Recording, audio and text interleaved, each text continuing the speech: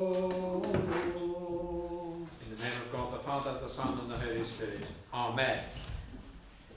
This week, there will be a liturgy on Wednesday at 8 o'clock, because it is St. Catherine's Day and it is the close of the feast.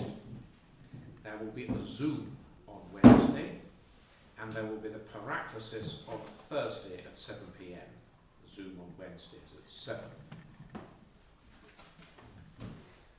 And we have one more week to go before we can have slightly more normal services. Now we're thinking today about the entry of the Mother of God into the temple.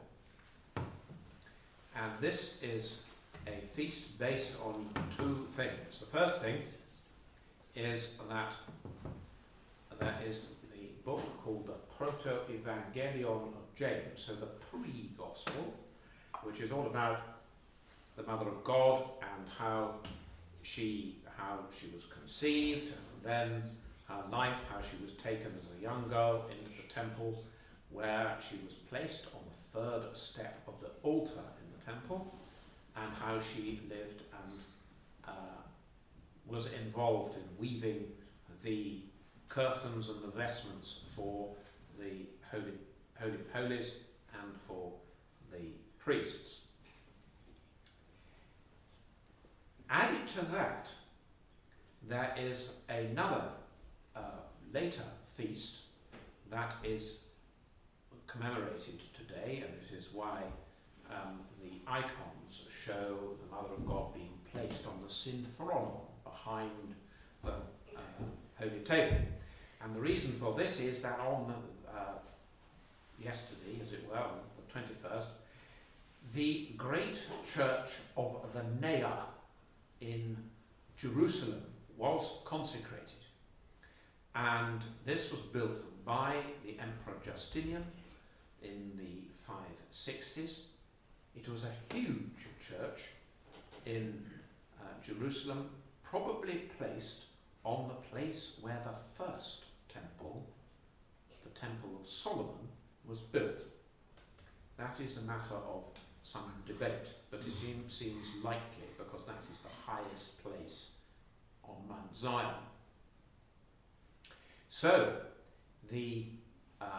at the consecration of this church, a great icon of the Mother of God was brought into the church and ceremonially placed right at the far eastern end, at the synthronon, which is what the icon seems to show.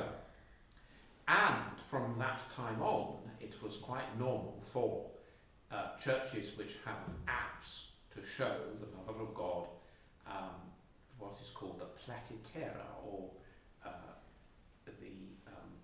the Lacernae icon, where she is shown praying for the world with a disc showing Christ on her tummy. So we have these two things together, and they are blended together in the services that we use at this time. But there is, of course, a much more profound point, and that is that the Mother of God has Christ in her womb, that she is physically the temple. She is physically the place where the incarnate Christ dwells for the 9 months of his gestation, while he takes on human flesh and then is born, truly God and truly man together. So we are thinking about how she is the temple. And we are remembering too that when we receive communion and we receive the body and blood of Christ, we too become temples, and we must live as temples, remembering the holiness that is within us.